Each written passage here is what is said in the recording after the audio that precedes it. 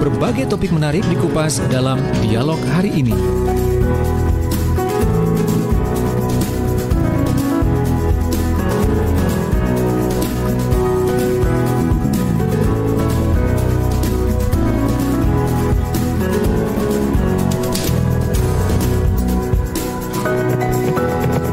Terima kasih untuk Anda yang masih setia bersama kami. Tentunya program Dinamika Jawa Timur ini di kesempatan hari ini, hari Senin tanggal 8 Februari 2021, mengambil tema tentang membangun desa wisata berbasis BUMDesa atau Badan Usaha Milik Desa. Nanti bersama narasumber, diantaranya ada Insinyur Muhammad Yasin MSI.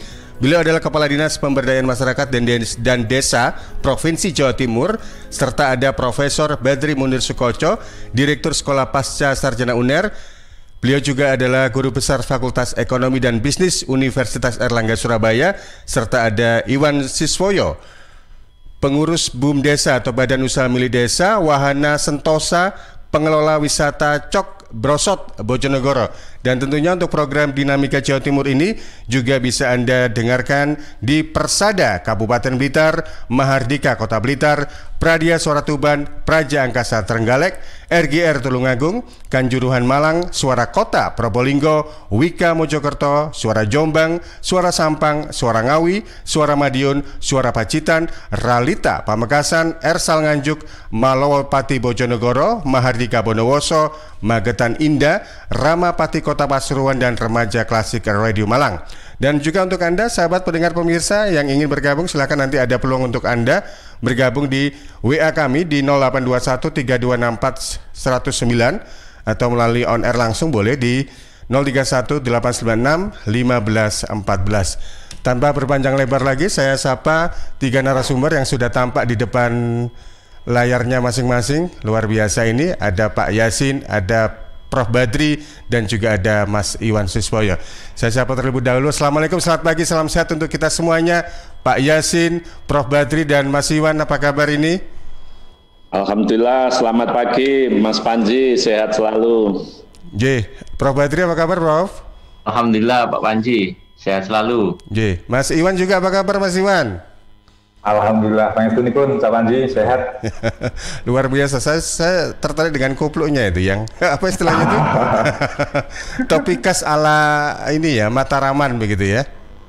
Ya. Baik, kita berbincang tentang membangun desa wisata berbasis BUM atau BUM, Badan Usaha Milik Desa. Dan saya coba awali ini pertanyaan untuk Pak Yasin, Kepala Dinas Pemberdayaan Masyarakat dan Desa Provinsi Jawa Timur. Pak Yasin, kalau kita lihat dari catatan yang ada 7.724 desa di Provinsi Jawa Timur. Sampai sejauh ini Pak, apakah semua desa tersebut sudah masuk atau sudah ikut dalam program BUMDesa atau bagaimana Pak Yasin? Ya, Pak Panji, jadi begini, dengan lahirnya Undang-Undang Desa, Undang-Undang 6 2014 menjadi momentum baru bagi pemerintah dan masyarakat desa dalam rangka membangun dan memberdayakan masyarakatnya, karena desa diberikan kewenangan untuk mengurus dan mengatur urusan pemerintahan dan kemasyarakatan secara otonom. Oleh karena itu kemudian mulai bermunculanlah salah satu institusi bisnis yang boleh dikelola oleh pemerintah desa yang diberi nama Badan Usaha Milik Desa. Nah, ternyata salah satu dari unit usaha yang sekarang ini lagi branding, lagi ngetren adalah unit usaha di bidang wisata desa.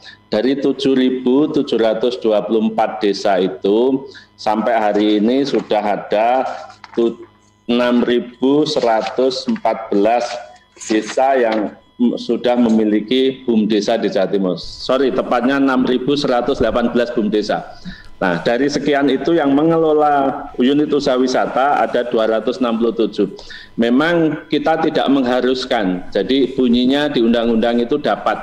Sehingga desa yang memang memiliki sumber daya manusia, sumber daya alam, punya potensi, itulah yang diharapkan kita dorong untuk mendirikan BUMDesa. Tapi kalau tidak memiliki potensi, ya jangan coba-coba. Nanti hanya berdiri tapi tidak bisa mengelola, tidak bisa mengembangkan, malah menjadi beban bagi pemerintah desa. Karena salah satu syarat mendirikan BUM desa itu adalah satu, ada potensi yang akan dikelola dan ditumbuh kembangkan. Yang kedua tentunya pemerintah desa harus melakukan yang namanya modal penyertaan desa dari APBD desa.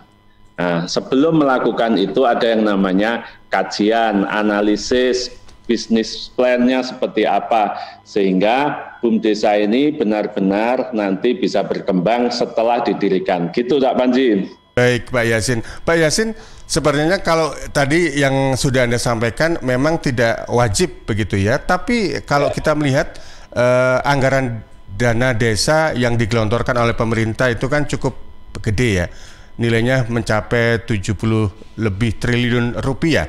Dan kalau tidak salah kutip saya, Pak Tito Karnavian Mendagri beberapa waktu lalu pernah menyampaikan bahwasanya tiap desa itu mendapatkan alokasi dana sekitar hampir 1 miliar.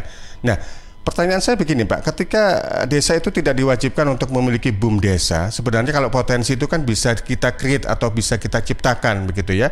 Itu yang menjadi kendalanya apa? Apakah memang dari sisi SDM-nya yang kurang, memang dalam tanda kutip masih belum bisa mengelola atau memanage atau bagaimana Pak Yasin? Ya, jadi betul, di Jawa Timur ini salah satu potensi yang diberikan oleh pemerintah tadi, setelah memberikan kewenangan maka diberikan anggaran. Anggaran itu melalui yang namanya dana desa. Di Jawa Timur itu dari 7724 itu diberikan anggaran dana desa untuk tahun 2021 saja itu ada 7,659 triliun.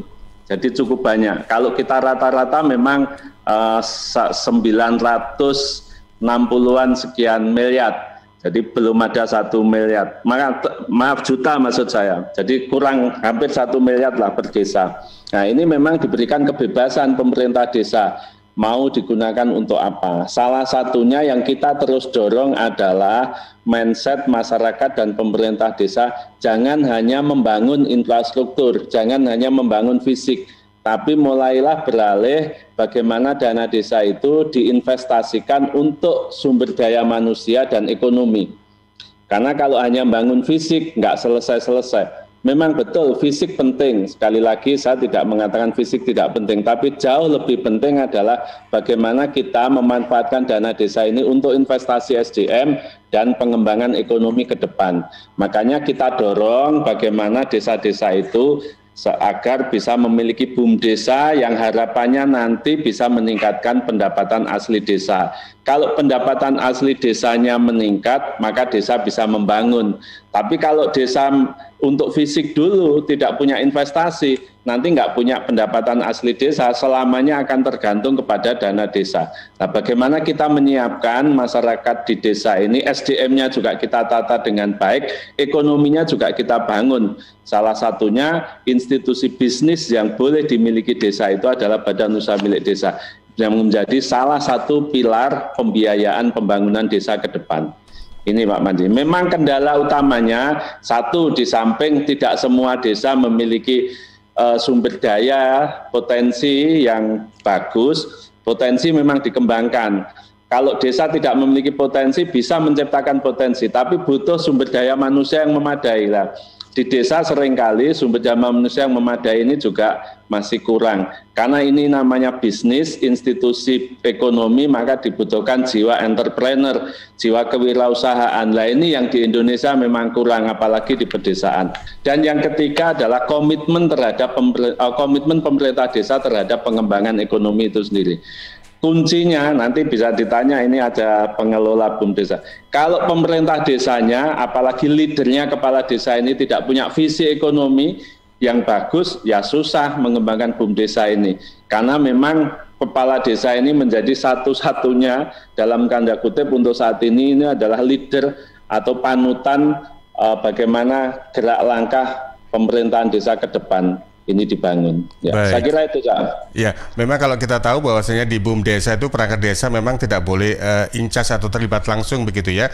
Tapi minimal perangkat desa mempunyai visi ke depan, karena desa itu sekarang sudah harus menjadi desa yang mandiri, desa yang tujuannya itu kan adanya dana desa ini kan untuk melepaskan desa dari kelaparan dan juga kemiskinan begitu ya Pak Yasin ya.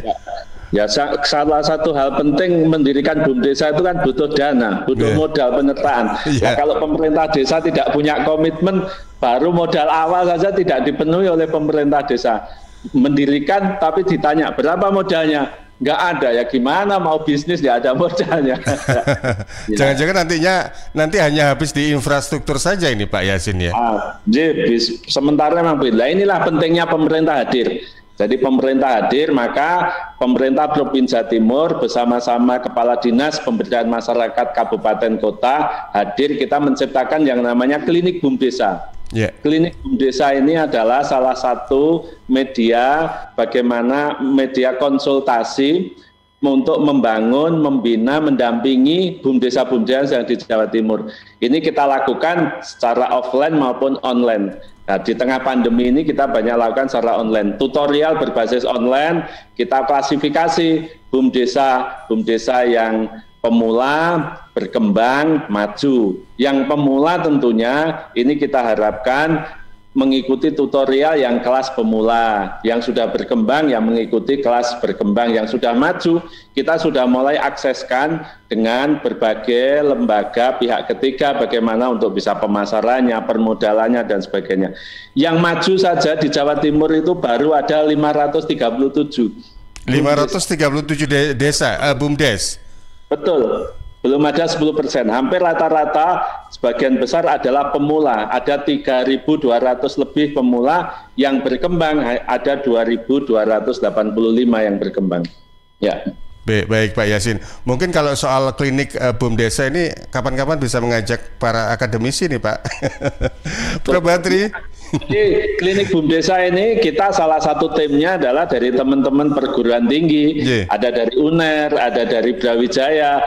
Kita juga kerjasama dengan perguruan tinggi dalam rangka pendampingan BUM desa ini. Ada melalui KKN tematik, melalui dokter mengabdi, hampir sebagian besar perguruan tinggi Jawa Timur ini sudah bekerja sama dengan BUM desa. Kami nggak bisa sendirian Pak, pemerintah itu nggak punya ilmunya. Kita hanya merangkum supaya rembuk, nyekrup, kata Ibu Gubernur, bagaimana dengan potensi yang dimiliki oleh semua stakeholder, pentahelik ini ngeropok bareng-bareng, nyekrup bersama-sama mengembangkan BUM desa. Iya, betul. Kalau ngomong soal pentahelik, satu diantaranya dari pihak universitas atau dari lembaga pendidikan ini. Saya ke Prof. Badri. Prof. Badri, dari gambaran apa yang sudah disampaikan oleh Pak Yasin tadi, ada 7.000 lebih desa. Ternyata tidak semua memiliki BUM desa, badan usaha milik desa. Padahal kita tahu anggaran untuk dana desa itu kan cukup tinggi begitu ya. Kalau dari persepsi atau perspektif Anda, ini masih kurang optimalnya dalam hal BUM desa ini, apa yang menjadi faktornya ini, Prof. Badri? Nah, terima kasih Pak Panji terkait dengan pertanyaan kurang optimalnya berkembang dari BUMDes. Memang faktornya macam-macam ya. Saya tidak bisa memberikan gambaran 1-2, tapi yang jelas tadi sudah disampaikan oleh Kepala Dinas, tentu masalah visibility studies dan yang terkait dengan pengelolaan itu penting sekali gitu. Nah, ketika yang mengelola BUMDes atau support dari kepala desa kurang, pasti perkembangan dari BUMDes kurang optimal. Tentu bagi kepala daerah, khususnya kepala desa maksudnya, apakah memenuhi janji-janji kampanye kemarin ketika Pilkades atau membangun BUMDes, itu juga sebuah paradoks yang harus mereka handle ya. Sehingga ujung-ujungnya biasanya yang terkalahkan kayaknya BUMDes, karena tidak memberikan dampak secara langsung dalam waktu singkat. Mending bangun fisik gitu, biar warganya lebih mendapatkan manfaat gitu. Itu mungkin salah satu faktor yang akhirnya membuat BUMDes kurang berkembang, Pak Panji. Kalau saya bisa memberikan ilustrasi terkait sama topik hari ini ya, masalah pariwisata, saya coba berikan ilustrasi dari sini terkait sama BUMDes. Tentu teman-teman dari BUMDes ini bisa memilih peran apa yang akan diberikan. Kalau kita lihat yang paling mungkin ya ada 4 di sini sebagai operator gitu. Operator misalnya kayak Arung Jeram misalnya, itu kan bisa jadi operator, atau villa keluarga lah ya. rumah-rumah yang ada di daerah menjadi tempat menginap para wisatawan, terus ada local market sama local food, ada souvenir-souvenir dan lain-lain. Nah, ini yang peran-peran BUMDes yang bisa dioptimalkan. Kalau yang lain-lain kayaknya peran dari player yang lain dari sisi pariwisata ini gitu. Sehingga tentu BUMDes mulai bisa memfokuskan diri, tidak bisa menjadi palu gada apa aja yang lu minta gua ada gitu, tapi fokus di sini aja gitu. Ini saya lihat kunjungan wisatawan ya memang tinggi, tinggal bagaimana cara memanfaatkan gitu. Ini kan per kabupaten ya, saya tidak punya gambaran yang per desa, tapi saya bayangkan misalnya Bojonegoro, kebetulan ada Cak Iwan di sini, kurang lebih wisatawan Nusantara 713. Dari 713 ini kebanyakan datangnya di mana? Apakah hanya yang di daerah perminyakan atau di daerah yang lain gitu. Terus kalau kita lihat juga di sini potensi daerah gitu. Misalnya Bojonegoro ada produk lahan kayu. Oh, berarti makanan-makanan perlu dikembangkan di sana karena orang pasti datang butuh itu dan seterusnya lagi. Ini gambaran yang agak makro saja Pak Panji. Kembali lagi masalah ini ya, masalah BUMDes tadi ya, yang disampaikan oleh Pak Kepala Dinas tadi. Visibility study maupun pengelolaan bisnis tentu membutuhkan strategi yang tepat. Gitu. Kalau misalnya begini, kita mau main di kategori produk apa? Gitu.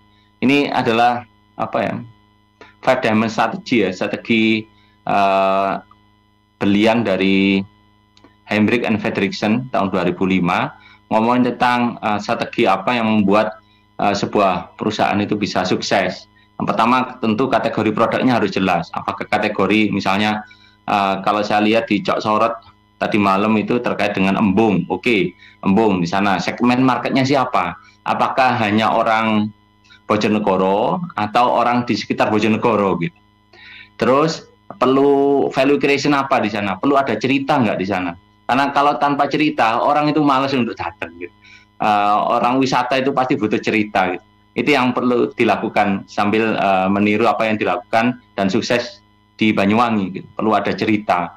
Kenapa ini dinamakan nasi tempong? Kenapa ini dinamakan ini? Kenapa ini dinamakan itu? Oh, karena ini ada ceritanya begini-begini. Itu penting. Karena manusia itu sangat suka dengan cerita. Itu namanya value creation-nya. Terus yang kedua adalah vehicle. Vehicle-nya tadi sudah disampaikan oleh Bapak Kepala Dinas, butuh kerjasama banyak pihak. Gitu. Pemerintah sudah memberikan regulasi. Mungkin teman-teman dari perguruan tinggi bisa memberikan konsultasi sambil bisa mengaplikasikannya lewat apa? Teman-teman dari KKN tematik pariwisata itu bisa diundang, bisa dari UNER, bisa dari perguruan tinggi yang lain. Terus yang ketiga adalah differentiator-nya adalah image ya, harga atau styling dan sebagainya yang tadi saya ceritakan terkait sama cerita tadi. Harus ada cerita yang menarik. Terus siapa yang datang? Ngundang aja sekarang lagi rame karena masalah pandemi. Terus banyak YouTuber yang bisa diundang untuk memberikan ulasan-ulasan sambil mendapatkan pandangan dari mereka.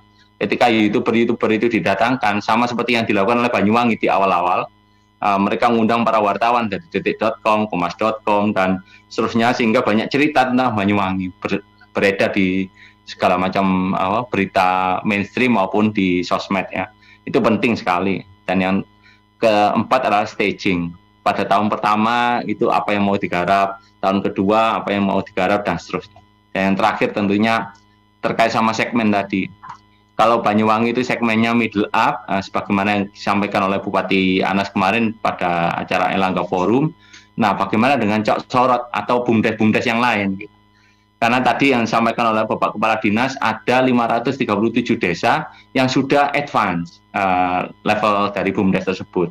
Yang lain-lain masih belum. Nah, dari yang advance ini, 537 bumdes, yang mana yang paling sukses terkait sama pariwisata? Nah, itu yang di blow up. Gitu. Karena bumdes-bumdes itu juga butuh best practices ya, yang sukses sehingga mereka bisa mengikuti pola yang mereka lakukan. Gitu.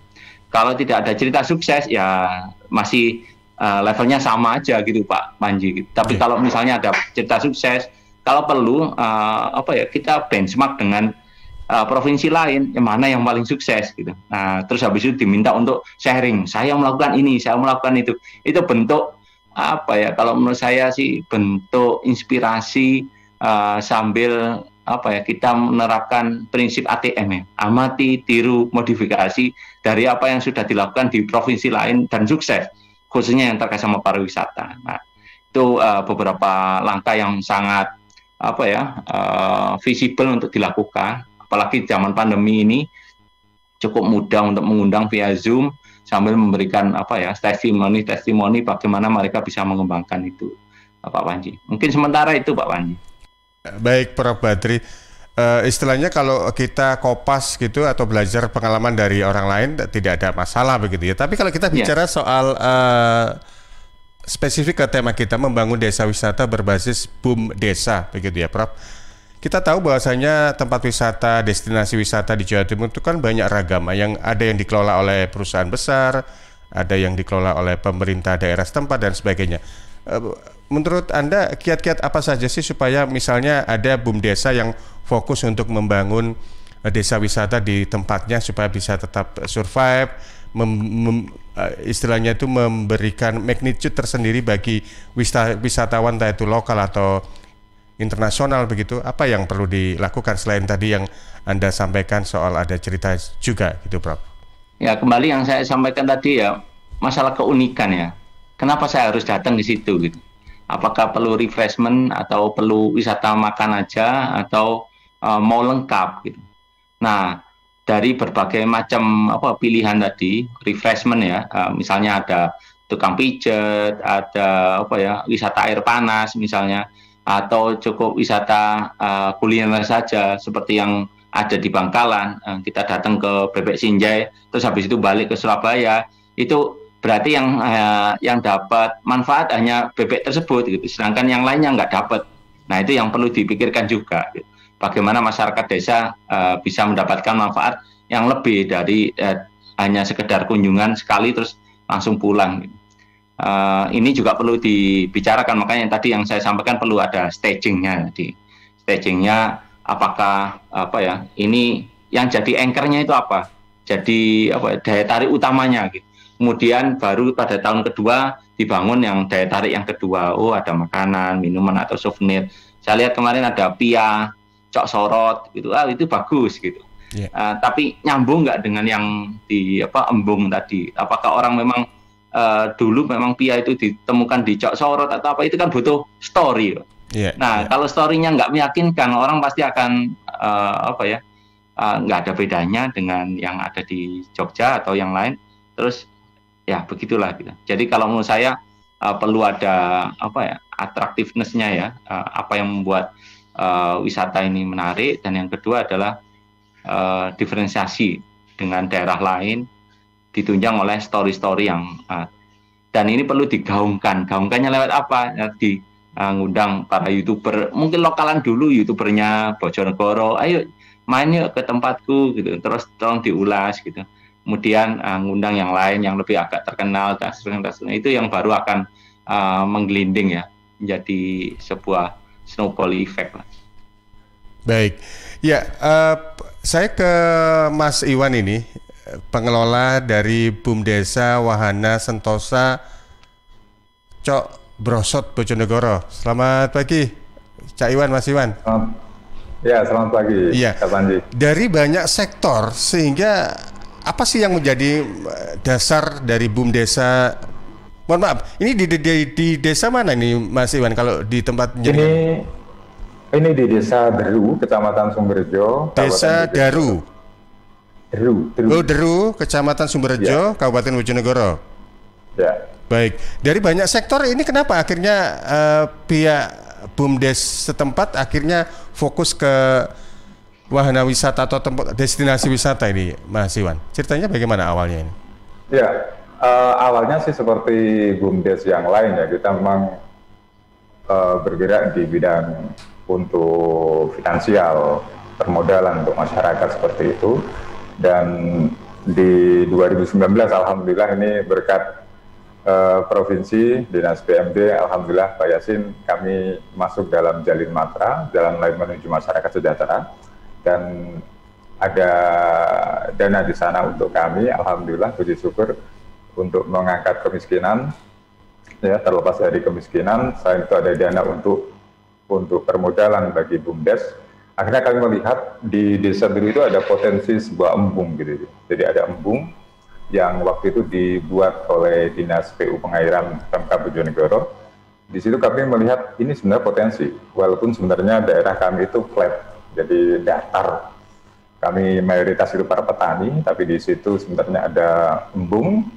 Embung ini sebenarnya kebermanfaatannya hanya untuk pengairan persawahan. Akhirnya kami melihat di situ ada potensi. Kenapa enggak kita buat aja ini tempat ya wisata, walaupun mungkin modalnya awalnya agak berat sih, agak beratnya karena memang ini butuh banyak dana dan lain sebagainya. Tapi kami melihat ketika BUMDes ini ruhnya ini kan sebetulnya kebermanfaatan kepada masyarakat, hingga akhirnya kami pun melihat ini potensi, tidak harus keuntungan sih sebenarnya, tapi ketika masyarakat bisa bergerak dalam hal perekonomian, mereka bisa jualan, ini akhirnya menumbuhkan kami untuk membuat wisata. Dan karena potensi kami juga ada, termasuk kebudayaan, kesenian, ini juga ada di desa kami. Di sana ada reog, ada campur sari, hingga akhirnya kenapa mereka kok sampai diundang keluar desa, kenapa enggak kita buat aja nih di desa kita. Hingga akhirnya kita punya ide itu. Jadilah kita yang awalnya hanya untuk modal, untuk simpan pinjam, yang kadang memang perputarannya agak berat, tapi alhamdulillah dengan adanya ke sektor wisata, ini menjadi hal positif baru untuk kami. Dan memang kalau tadi Prof menyampaikan bagaimana apakah ada cerita dan sebagainya, kami masih proses karena memang ini terpaut antar desa, Pak, antar desa. Jadi alhamdulillah ini sebenarnya kalau ke depan saya kira peluang. Nama Cok Brosot ini seorang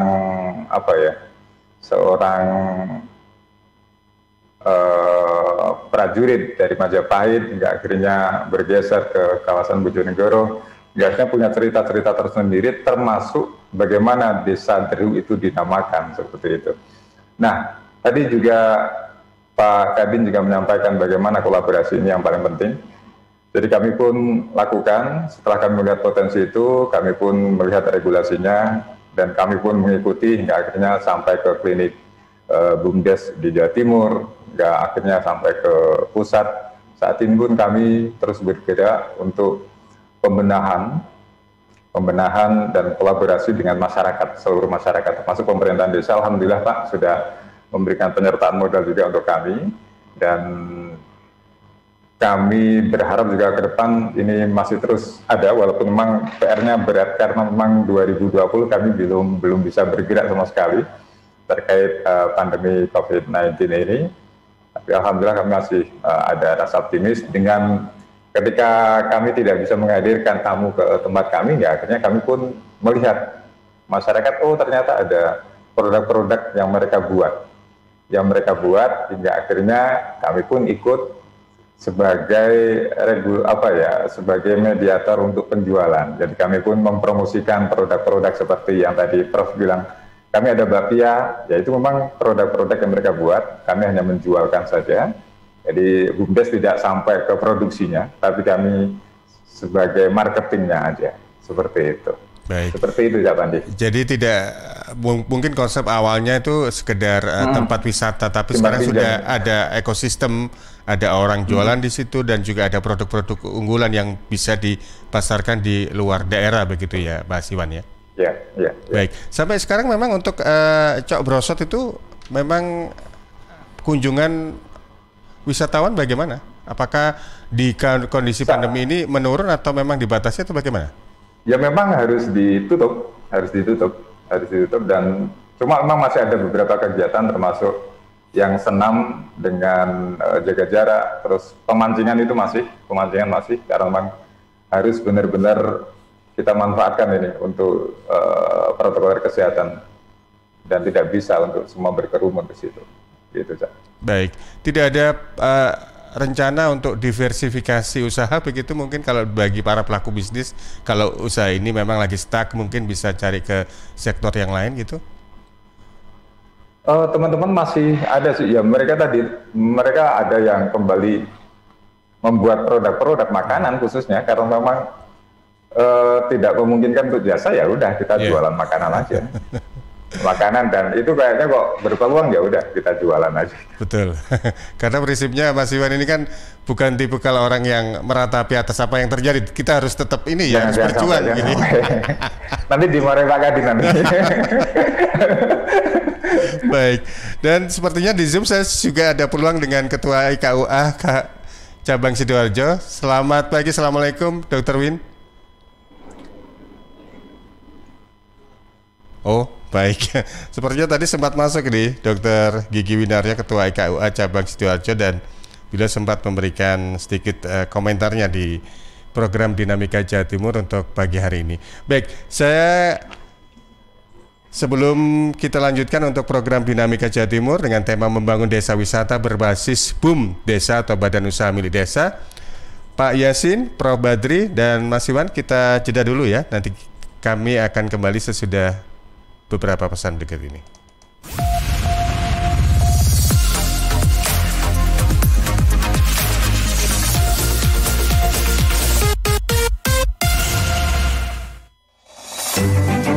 PT Inet Global sejak tahun 2005 bergerak di bidang ICT, Information and Communication Technology, Internet Service Provider atau ISP, web hosting dan domain, fiber optic system, dan satelit atau VSAT, memberikan layanan jasa koneksi internet ke seluruh dunia dengan kecepatan tinggi dan harga yang kompetitif. Juga memberikan solusi dan jasa konsultasi pendistribusian koneksi internet, menyediakan solusi ICT yang komprehensif, terpadu, dan disesuaikan bagi pengguna yang mencakup data infrastruktur, managed service, cloud computing, IT services, serta layanan digital yang fokus untuk memanfaatkan peluang yang mendukung dan menambah nilai pada bisnis utama tiap customer.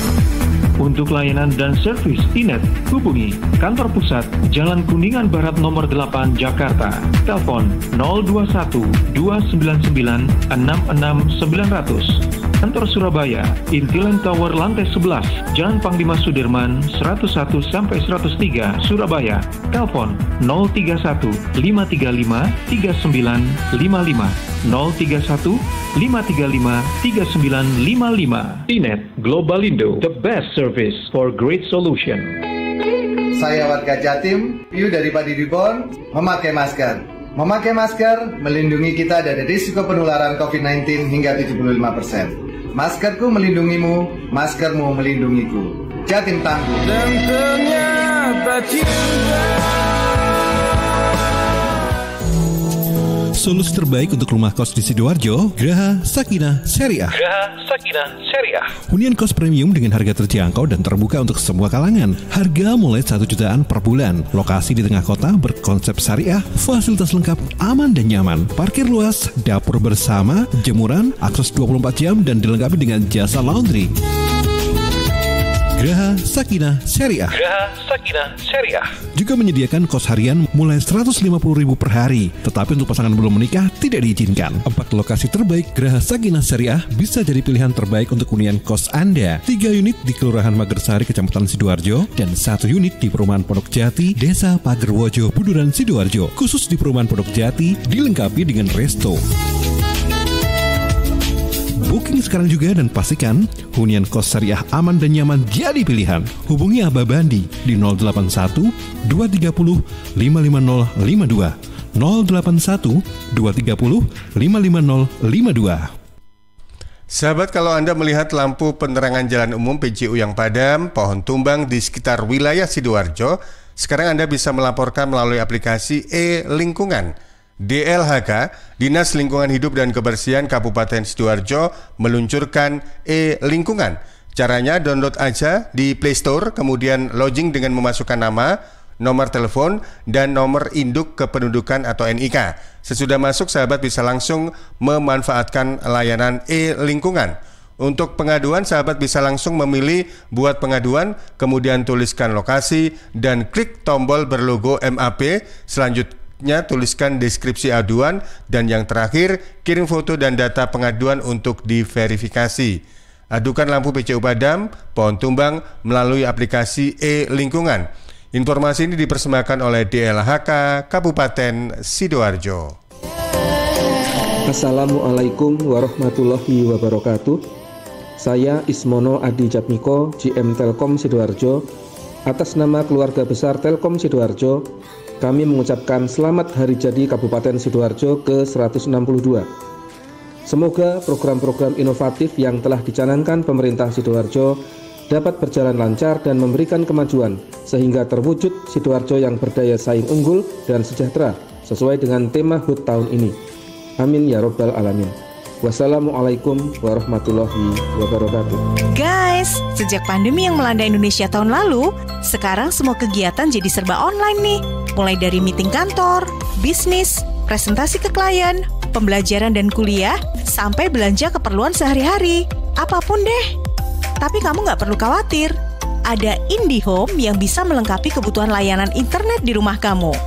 Paket yang memberikan layanan internet, TV interaktif, dan telepon rumah. Kamu bisa bebas nelpon selama 300 menit, internet cepat hingga 300 Mbps, dan akses ratusan channel TV favorit. Selain itu, kalian juga berkesempatan mendapatkan benefit tambahan lainnya. Ayo, segera cek di website www.indihome.co.id atau install aplikasi My IndiHome di App Store atau Play Store. Wujudkan bersama IndiHome. Rokok opo iki kok putihan? Ya rokok kok, ya murah, ya akeh. Rokok ilegal iki. Masa rokok ilegal iki? Yo iki. Lah awakmu kok roh nek iki rokok ilegal? Rokok ilegal iki gak nek pita cukene. Samen paling roe bandro kuwi lho. Rokoke kudu enek merek karo nama perusahaane sing terdaftar ndek Bea Cukai. Lokasi pembuatane ndek kene ya gak enek. Terus ndek kene rokok ilegal iki gak enek gambar karo peringatane teko pemerintah. Berarti rokok ilegal gak resmi no? Aduh ya mesti to Lemul. Rokok ilegal merugikan negara. Mergo ora mbayar cukai sing digembangun negara. Walah tutu, sepenting wong-wong gak roh. Loh, gak iso lagi. Makane to Le, tuku sing pasti-pasti ae. Aja ngawur. Laporkan peredaran rokok ilegal ke kantor Bea Cukai terdekat atau hubungi nomor 1.500 225 1.500 225. Iklan layanan masyarakat ini dipersembahkan Bea Cukai Sidoarjo. Ayo, ngewangi Bea Cukai, berantas rokok ilegal. Bea Cukai Sidoarjo, fokus mengawasi, tulus melayani.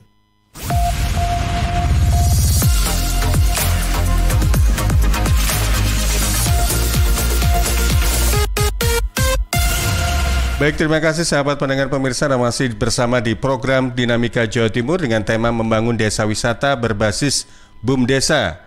Bersama narasumber diantaranya ada Insinyur Muhammad Yasin MSI, beliau adalah Kepala Dinas Pemberdayaan Masyarakat dan Desa Provinsi Jawa Timur. Lalu ada Profesor Badri Munir Sukoco, Direktur Sekolah Pasca Sarjana UNER, dan ada Iwan Siswoyo, Pengelola BUM Desa Wahana Sentosa, Pengelola Wisata Cok Brosot, Kabupaten Bojonegoro. Pak Yasin, Prof. Badri, Mas Iwan, ini ada beberapa pertanyaan, saya bacakan dulu ya, baik itu yang masuk di Zoom maupun yang ada di WA 08213264 109. Ini dari Mas Wahyu di Krian. Pertanyaannya adalah, apakah BUM Desa itu hanya untuk desa, untuk kelurahan apakah boleh? Kemudian pertanyaan masih dari Mas Wahyu di Krian, kalau misalnya BUM Desa itu tidak profit, apakah pengelola BUM Desa ini bisa diganti atau dikenai sanksi? Oke, terima kasih Mas Wahyu di Krian. Kemudian pertanyaan dari Dr. Gigi Winaryo lewat Zoom tadi. Selamat pagi Pak Kadin dan Prof. Badri. Alhamdulillah acara ini sangat membantu kami dalam pendampingan kampung unggul di wilayah Sidoarjo, di mana IKUA pengurus cabang Sidoarjo sementara masih punya produk kompos dari Kohe di Desa Binaan Sepandi. Semoga akan disusul produk-produk yang lain. Baik, monggo Pak Yasin, tanggapannya. Ya, terima kasih Cak Budi. Jadi membangun BUMDesa ini memang tugas kita bersama. Kita memang meskipun BUMDesa ini diawali sudah cukup lama, tapi faktanya memang perkembangannya masih belum menggembirakan. Ini pemerintah utamanya memang harus hadir, perguruan tinggi harus hadir, dunia usaha hadir, sehingga bersama-sama bisa memajukan BUMDesa. Salah satu yang kita lakukan misalnya, di saat pandemi, tadi sudah disampaikan, wisata ini sebenarnya menjadi satu unggulan di Jawa Timur untuk BUMDesa. Tapi begitu pandemi, Maret, April itu tutup semua wisata. Kemudian begitu sudah mulai melandai, di bulan September itu sudah mulai melandai COVID, mulai beberapa wisata buka kembali. Maka Ibu Gubernur kemudian safari ke beberapa BUMDesa wisata, dengan memberikan bantuan stimulan 50 juta untuk bagaimana menggairahkan kembali, membangkitkan kembali dengan menerapkan protokol kesehatan. Alhamdulillah sudah mulai jalan, kemudian wisata bangkit lagi. Karena di tengah pandemi ini Cak Pandi sebenarnya bahwa bisa mengalihkan yang dulu orang mau wisata ya pasti ke luar negeri, pasti ke luar Jawa, ke Bali, ke Lombok, ke macam-macam. Maka dengan pandemi akhirnya beralih ke wisata yang dekat dan relatif aman, yaitu wisata desa. Dan itu terbukti kita punya contoh-contoh wisata desa yang banyak sekali di samping Bojonegoro ini tetangga saya. Karena saya asli Bojonegoro, jadi tetangga saya di Bojonegoro juga banyak. Dekat-dekat saja misalnya di Gresik, ini kita punya Lontar Sewu, ya mungkin para pendengar, pemirsa sudah sering ke sana. Lontar Sewu itu aja di tengah pandemi kemarin itu mampu meraup pendapatan 2,7 miliar lebih. Kita belum Sekapuk misalnya, di Sekapuk itu Bapak Ibu pasti sudah dengar, di sana Sekapuk itu pendapatannya di pandemi kemarin aja 8 miliar lebih. Bisa memberikan keuntungan bagi warga masyarakat yang invest di sana hanya dengan uang 2,5 juta investasinya di awal waktu itu bisa mendapatkan keuntungan dividen itu 500.000. Jadi lumayan besar menjadi tumpuan. Lah Ibu Gubernur datang ke wisata-wisata ini kemudian membranding foto di sana, kemudian cerita kemana-mana Ibu Gubernur. Ini adalah bagian dari membangun cerita tadi, narasi tadi yang disampaikan oleh Prof. Badri. Ada cerita di sana, ada kuliner di sana. Dan kita tidak boleh sendirian. Harus ada UMKM yang memang dibangun. Misalnya di Lontar Sewu itu ada 103 UMKM yang masyarakat situ yang ikut menikmati keuntungannya hadirnya wisata desa. Di Ketapan Rame Mojokerto misalnya, kalau Bapak Ibu datang ke sana pas ada rest area, bagus, nyaman, jadi tidak perlu jauh-jauh ke Batu. Datang saja ke Mojokerto, menikmati rest area, bisa makan nasi jagung, bisa cari durian yang enak. Kemarin di saat pandemi aja itu bisa meraup keuntungan pendapatnya 3,2 miliar lebih. Itu yang mendapat penghargaan juga dari Bu Gubernur ya Pak Yasin kemarin ya. Ya, jadi tahun ini Bu Gubernur membantu lagi bagi desa-desa wisata, ada 200 BUMDesa wisata, BUMDesa yang mengelola pertanian, karena memang pertanian relatif tahan di saat pandemi COVID ini. Itu 75 juta. Salah satunya Desa Anderu ini oleh Ibu Gubernur tahun ini dibantu 75 juta. Ini Pak Iwan Seswoyo guyung tertawa-tawa ini. Ya, nanti tinggal tekan aja. Ini mudah-mudahan bisa mensupport seperti yang disampaikan Prof. Badri tadi. Apa kelemahannya? Anderu ini utamanya adalah karena wisatanya wisata buatan, ini harus butuh kreativitas tinggi. Kalau tidak ada event-event yang diciptakan, tidak ada kegiatan-kegiatan yang dibangun, narasi yang kuat akan gampang mati, gampang berhenti. Ini butuh kreativitas yang luar biasa. Nah, mudah-mudahan dengan hadirnya perguruan tinggi, itu semuanya nanti bisa mensupport. Tadi ada pertanyaan, bagaimana ya BUMDesa ini hanya untuk di desa, di kelurahan ya ada BUMD, Badan Usaha Milik Daerah. Itu kelurahan, karena kelurahan adalah bagian dari pemerintah kabupaten atau kota. Kemudian kalau bangkrut gimana? Ini pentingnya, makanya tidak sebelum melakukan investasi desa itu syaratnya di Permendagri diatur harus ada analisis kelayaan usaha. Yang itu dilakukan bekerjasama dengan teman-teman yang memang punya kapasitas, ya tentunya perguruan tinggi.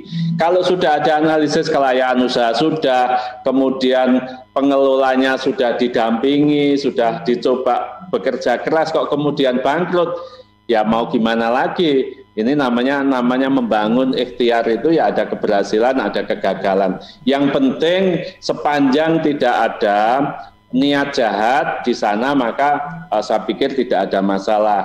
Apa boleh diganti? Boleh, sangat boleh. Jadi dinamika pengurus BUMDesa ini akan berkembang terus sejalan dengan nanti perkembangan. Nanti akan ditemukan orang yang memang punya kualifikasi yang bagus. Kami silakan Pak Dokter yang pengen bersinergi membangun desa-desa unggulan, kami siap. Karena di Sidoarjo juga ada BUMDesa yang hanya mengelola simpan pinjam ini. BUMDesa Kedung Turi itu asetnya sudah 17 miliar uang yang diputar. Nah ini butuh kehadiran teman-teman akuntan yang hadir di sana untuk melakukan pendampingan pengelolaan keuangan. Ya, jadi intinya kita sama-sama untuk bagaimana membangun BUMDesa Jawa Timur. Di Malang banyak. Yeah. Di Malang ada Bonpring, ada Pujon Kidul, kafe sawahnya. Itu luar biasa keuntungannya yang didapat dan bisa meningkatkan PAD melebihi dana desa yang diberikan oleh pemerintah. Di Pujon Kidul aja PAD-nya sudah hampir 3 miliar. Pendapatan asli desa saja itu. Lah dana desa hanya 1 miliar, kan nggak ada artinya. Inilah kelebihannya kalau BUMDesa kita openi tenanan. Belum dampak lain yang ditimbulkan yaitu masyarakat UMKM bisa berjualan di sana sehingga bisa mendapatkan pendapatan rutin dari aktivitas wisata yang ada di desa. Terima kasih Cak Panji. Matur nuwun Pak Yasin. Saya ke Prof. Badri. Prof. Badri, dari kalangan akademisi tentunya masukan-masukannya sangat berharga. Apalagi kondisi sekarang ini kan di tengah pandemi COVID-19 yang kita tidak tahu kapan selesainya, meskipun ada angin segar, ada vaksinasi begitu ya. Ada masukan Anda untuk para pengelola BUMDesa, apalagi yang sektornya itu fokus ke desa wisata di tengah pandemi COVID-19 ini, mereka harus seperti apa dan bagaimana ini supaya bisa tetap survive ini, Prof? Ya, ini ada buku yang menarik ya dari pemenang Nobel, Profesor Shiller, ngomongin tentang naratif ekonomi sih, bahwa banyak kegiatan ekonomi ini sebenarnya digerakkan oleh narasi yang ada gitu. Kalau narasinya atau story-nya itu nggak kuat, pasti kegiatan ekonominya itu akan berkurang. Nah, tugas dari para BUMDes, khususnya yang pariwisata, tentu terkait sama story-story ini. Membuat story, kalau misalnya tadi disampaikan oleh Pak Iwan, ini sudah mulai zaman Majapahit dan seterusnya, nah story-nya dimulai dari sana. Tapi kalau misalnya itu memang buatan, tentunya harus ada story yang lain, yang terkait dengan wellness atau well-being dari para wisatawan yang hadir di sana. Dan kalau sudah ada story, tentunya bagaimana menghadirkannya agar bisa semakin contagious ya, semakin ngefek ke sana kemari. Keberadaan dari influencer, sosial media dan YouTuber itu sangat penting. Saya lihat ini sudah banyak kegiatan, ada senam di Cok Brosot dan seterusnya. Saya lihat di Google Image itu ya, ada macam-macam kegiatan, tapi menyatukannya dalam bentuk story itu kurang dapat lah. Nah, ini beberapa rekomendasi yang bisa saya sampaikan Pak Panji, Pak Kepala Dinas, Pak Yasin, tentunya Pak Iwan. Bagi pemerintah tentu fokus saja pada daerah yang memiliki potensi terbesar dan quick win, karena itu akan bisa dijadikan best practices bagi yang lain yang akan mengembangkan BUMDes. Terus yang kedua, tentu ekosistem industri tadi yang disampaikan bahwa Bu Gubernur minta perlu dirangkul, diajak semuanya gitu. Itu salah satu bentuk dari bagaimana membangun ekosistem pariwisata. Dan yang terakhir adalah best practices dari provinsi lain, success story ya, khususnya dari BUMDes pariwisata. Itu penting. Biasanya itu orang cenderung punya fighting spirit yang tinggi ya, atau bahasa di kami itu adalah rivalitas psikologisnya akan tinggi. Ketika Jawa Tengah sukses begini, Jogja sukses begitu, masa kita nggak bisa gitu. Nah, itu akan jauh lebih bagus. Yang kedua, bagi BUMDes tentu 5 Diamond Strategy tadi memang perlu ada klinik, dan saya rasa 5 Diamond Strategy tadi itu sangat mudah untuk diikuti, Pak Iwan dan teman-teman. Tinggal nyari aja 5 Diamond Strategy di internet, sudah bisa mengukur. Ada yang lebih kompleks, misalnya pakai bisnis model Canvas, itu juga sangat bagus untuk memberikan arahan guidance lah bagi teman-teman BUMDes agar sukses. Dan yang terakhir adalah tadi yang naratif ekonomis tadi, perlu influencer, minimal lokalan dulu lah, kemudian baru dibuat yang nasional. Lokalan akan jauh lebih bagus sebagai starting point. Jangan sampai misalnya nih sudah kadang undang YouTuber mahal dari level nasional, ternyata masih belum memuaskan mereka. Nah, ini juga jadi backlash nanti, kurang bagus. Jadi lokalan, terus habis itu dibenahi dalam waktu setahun ini, kemudian baru mulai menasional. Tergantung dari segmen dan skop yang mau dituju oleh teman-teman dari BUMDes pariwisata ini. Kalau levelnya hanya di kabupaten atau provinsi, ya cukup di sini saja. Mungkin itu yang bisa saya sampaikan, Pak Panji. Terima kasih. Baik, Prof. Badri. Mas Iwan, ya memang kalau dari apa yang saya lihat di Google Image itu kan banyak gambar-gambar senam pagi di Desa Deru, mengambil tempat di wahana Cok Brosot begitu ya. Barangkali masukan dari Prof. Badri ini bisa dijadikan sebuah input begitu ya, ketika nanti supaya bisa lebih survive atau lebih istilahnya itu viral. Mungkin bisa mengundang influencer atau pesenam-pesenam nasional barangkali ya. Takutnya nanti bayarnya mahal itu. Baik, Mas Iwan, terakhir ada pesan yang ingin disampaikan kepada kita semua yang juga ditujukan untuk pengelola BUM Badan Usaha Milik Desa ini. Monggo. Ya, terima kasih Cak Panji atas peluang dan kesempatannya ini di Sidoarjo dan juga teman-teman di seluruh Jawa Timur. Pak Kepala Dinas, Pak Yasin ini juga Bapaknya BUMDes di Jawa Timur sudah mensupport kami luar biasa. Dan terima kasih juga tadi sedang peluang 2021 dari DPMB Jawa Timur, dari Ibu Gubernur, dan juga Prof. Terima kasih input masukan. Kami memang lagi berbenah, saat ini kami baru saja juga buat website dan lain sebagainya, karena ini memang setelah kita melihat dari teman-teman di Jogja misalnya, kami kemarin beberapa waktu lalu juga berkunjung ke sana, kami akhirnya pun mempelajari, dan ternyata memang digital itu penting ketika semuanya terdetek Google, ini akan sangat membantu untuk positioning dari BUMDes kami, khususnya wisata kami. Memang kami masih terus berbenah, karena memang 2019 baru dan 2020 itu kita baru mengawali untuk bergerak. Kami masih banyak sekali PR, tapi alhamdulillah dengan teman-teman yang ada di Jawa Timur ini juga sudah luar biasa. Mereka menginspirasi kami, dan kami berharap untuk ke depan kalau bisa ada forum ya, ada forum lintas BUMDes, entah itu di lingkup Bojonegoro atau mungkin di seluruh Jawa Timur. Ketika ada event, mempunyai event yang mempunyai masing-masing, kita bisa saling mendukung gitu. Jadi ketika di Malang ada, Bojonegoro bisa berkunjung ke sana, Bojonegoro ada, dari Surabaya bisa ke sini dan lain sebagainya, dari berbagai macam tempat. Saya kira itu, terima kasih, sukses selalu untuk teman-teman BUMDes, salam berdesa. Baik, sukses juga untuk sahabat-sahabat pengelola wahana wisata Cok Brosot ya, yang ada di Desa Deru, Bojonegoro. Baik, terakhir dari Pak Kepala Dinas, monggo Pak Yasin, pesan untuk kita semua. Ya, terima kasih Bapak Ibu sekalian, seluruh pendengar dimanapun berada. Kita punya aset yang namanya Badan Usaha Milik Desa, ini milik kita bersama. Ayo kita kembangkan bareng-bareng. Apapun potensi yang kita miliki, kita coba bisa membantu mengembangkan desa kita, karena desa kita adalah tanah kelahiran kita. Mungkin yang dari desa, tapi hampir sebagian besar orang kota itu hadirnya juga dari desa. Maka kalau punya pemikiran, saya yakin Prof. Badri itu juga dari desa. Kita meskipun... Betul, Pak Yasin, dari Lumajang. Alhamdulillah, meskipun domisili kita di kota, tapi mudah-mudahan kita masih tetap berkontribusi untuk desa.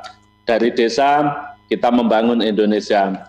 Tetap jaga protokol kesehatan, mudah-mudahan kita sehat semuanya, sehat selalu, dan sekali lagi jangan lupa desa kita bangun untuk kebangkitan dan kejayaan Indonesia. Terima kasih Pak Panji. Baik, terima kasih Pak Yasin. Harapannya ke depan mudah-mudahan seluruh desa di Jawa Timur ini memiliki BUMDes, karena satu di antara spiritnya adalah supaya desa itu mandiri dan juga bebas dari kemiskinan dan juga kelaparan, dan juga tentunya mencegah urbanisasi gitu ya Pak Yasin ya. Betul. Ya. Kalau masyarakatnya bisa gampang cari uang di desanya, ngapain harus jauh-jauh ke kota begitu Pak Yasin ya? Ya, baik. Sebelum saya akhiri, Prof Badri barangkali ada closing statement yang mau jenengan sampaikan, monggo. Tadi sudah saya sampaikan tadi, ada rekomendasi buat pemerintah daerah maupun teman-teman di BUMDes. Terima kasih Pak Panji. Baik, terima kasih untuk ketiga narasumber. Ada Pak Insinyur Muhammad Yasin MSI, Kepala Dinas Pemberdayaan Masyarakat dan Desa Provinsi Jawa Timur. Ada Profesor Badri Munir Sukoco, Direktur Sekolah Pasca Sarjana UNER, dan juga ada Mas Iwan Siswoyo, Pengelola BUMDes Wahana Sentosa, Pengelola Wisata Cok Brosot, Kabupaten Bojonegoro. Terima kasih untuk kesempatannya. Semoga apa yang disampaikan ini memberikan inspirasi bagi banyak pihak. Selamat pagi, salam sehat, dan assalamualaikum. Sampai jumpa. Waalaikumsalam warahmatullahi wabarakatuh.